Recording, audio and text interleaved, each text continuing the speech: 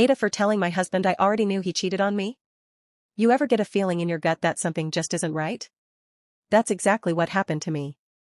About a week and a half ago, I was using my husband's phone to order something off Amazon. No big deal.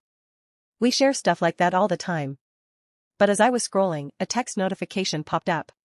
It wasn't a name I recognized, just a random number. Curious, I tapped on it. What I found made my heart stop. There were months of flirty messages.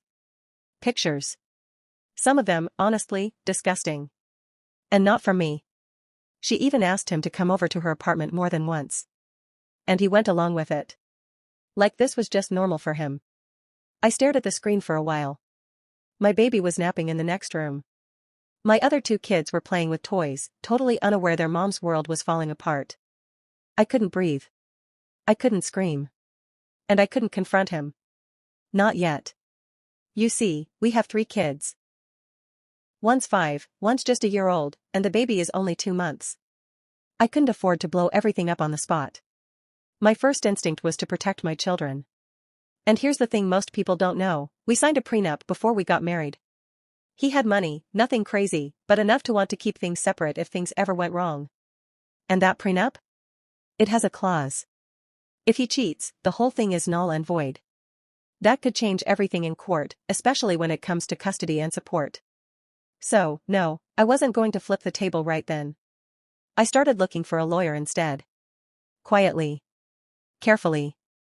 Like a woman with a fire in her chest and 3 babies on her hip. But then, yesterday, he sat me down. And he confessed. He told me he cheated. That it only happened a few times. That he made a mistake. He apologized. Said he regretted it. Said he was sorry. I let him speak. Then I told him something that caught him completely off guard. I already knew. The look on his face was priceless, confusion, then guilt, then rage. Not because he cheated. No. He was mad at me for not telling him I knew sooner. He accused me of keeping secrets. Said I was ruining our family. That I was trying to trap him. Seriously? He cheats, and I'm the bad guy now? Now I'm stuck. Because part of me wants to slam that door shut and never look back. But another part, the mother in me, wants her kids to grow up in a whole home. I want them to have their dad around. I want them to be happy. But can I really build a life with someone who lied to me for months? Can I really forgive someone who would have kept cheating if I hadn't caught him? And here's what I keep wondering. AITAH for not telling him I knew right away? Would I be the if I still divorced him now, even after he came clean? After he flipped the script and blamed me for keeping secrets, I just stared at him. I wasn't even angry at that point. I was numb. You know that feeling? When someone betrays you so badly that even your anger shuts down? He went on and on about trust and honesty, from his mouth, of all people. I said nothing. He stormed out of the room after calling me cold. Said I must have never loved him if I could keep something so big from him for over a week. As if he was the victim now. Later that night, I was feeding our 2-month-old in the nursery. It was quiet, just me and the baby, and I could feel the weight of it all pressing down on me. 3 little lives. 3 innocent kids who didn't ask for this. My oldest, the 5-year-old, already senses something's off. He asked me, "Why is Daddy sleeping on the couch?" I told him he was just tired. What else can you say to a kid who still thinks Daddy is a superhero? And here's where it gets even more twisted. The woman he cheated with? She's not some stranger off the street. I looked her up. She works near his office. They've been talking since I was pregnant. While I was waddling around the house, carrying his child, exhausted, swollen, and barely sleeping, he was texting her. Sending her pictures. Going over to her place. Probably lying to my face about working late or staying for drinks with the guys. I wanted to scream. I wanted to break every dish in the kitchen. But I didn't. Because I have to think ahead now. Not emotionally, strategically. I scheduled a meeting with a lawyer. Quietly. Just to see where I stand. And I found out something important. Because of that infidelity clause in the prenup, I have options. More than I thought. If I file for divorce now, not only is the prenup void, but I might have a stronger shot at primary custody. Judges do look at stability, and I've been the one caring for the kids full-time, especially during maternity leave. But it's not just about legal leverage. It's about trust. It's about how I can't even look at him the same way anymore. I can't forget the way he acted, like he was doing me a favor by confessing, like he should get a gold star for finally telling the truth. I keep going back and forth. Some moments, I think maybe, I should try to forgive him. For the kids. For our history. For that small piece of me that still remembers when we were in love. Other moments? I want to pack his bags, throw them on the lawn, and change the locks. And here's something even more confusing. He's acting like everything should go back to normal now. Like I'm sorry is a magic reset button. He's trying to be extra helpful. Making dinner. Playing with the kids. Asking if I want a break. Acting like he's father of the year. And maybe he thinks it's working. Maybe he thinks this will all blow over. But I'm not so sure. Because every time he touches me, I flinch. Every time he says I love you, I wonder who else he said that to. Every time he leaves the house, I question if he's really going to work, or if he's going back to her. And I still haven't told him I talked to a lawyer. Not yet. But I'm close. So here I am, asking you.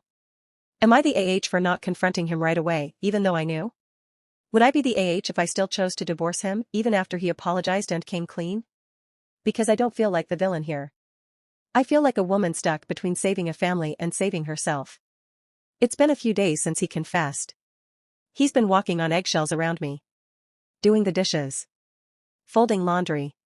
Offering to wake up with the baby at night, which he never used to do.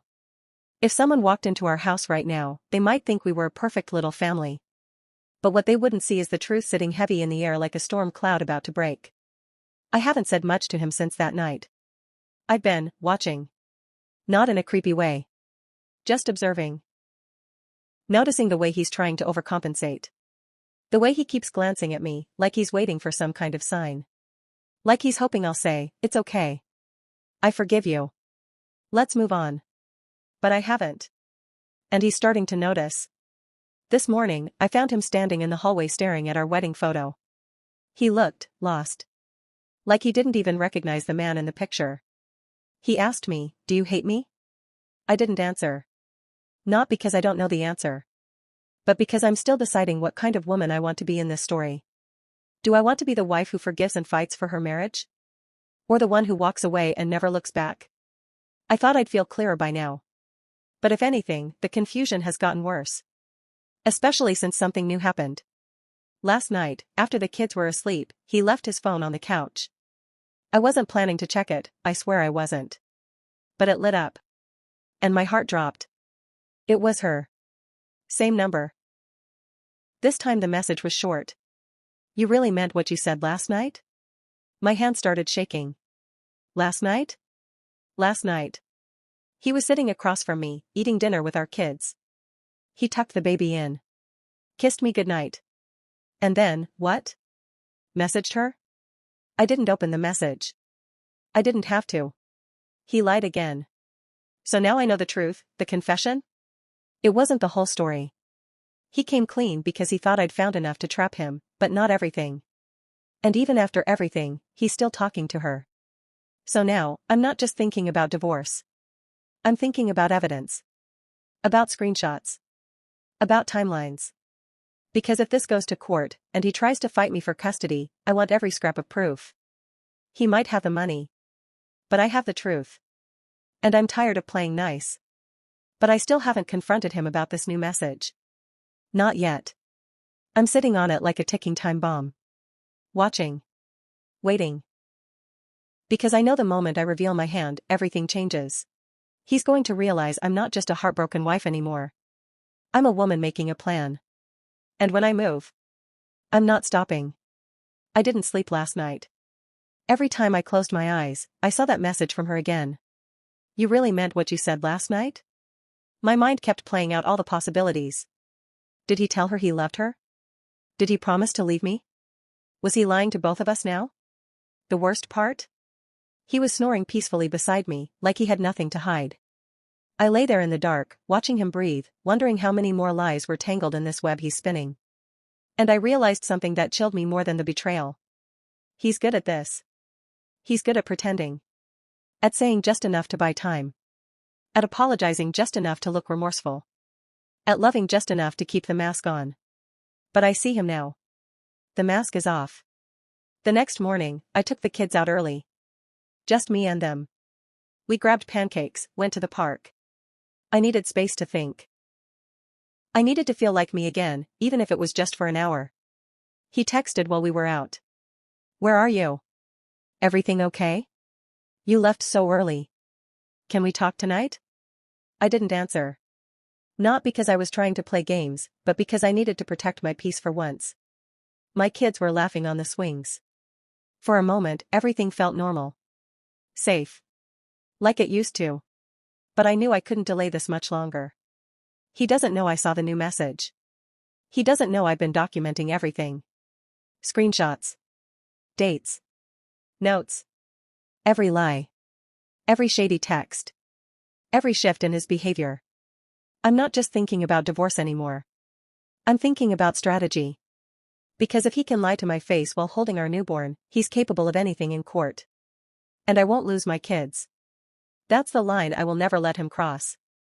When I got home, he was already waiting in the kitchen. Arms crossed. Face serious.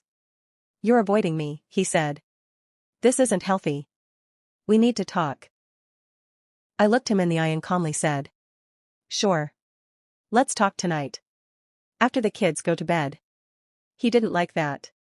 He wanted control again. But I didn't budge. I am not the same woman who looked at his phone and quietly cried herself to sleep that night.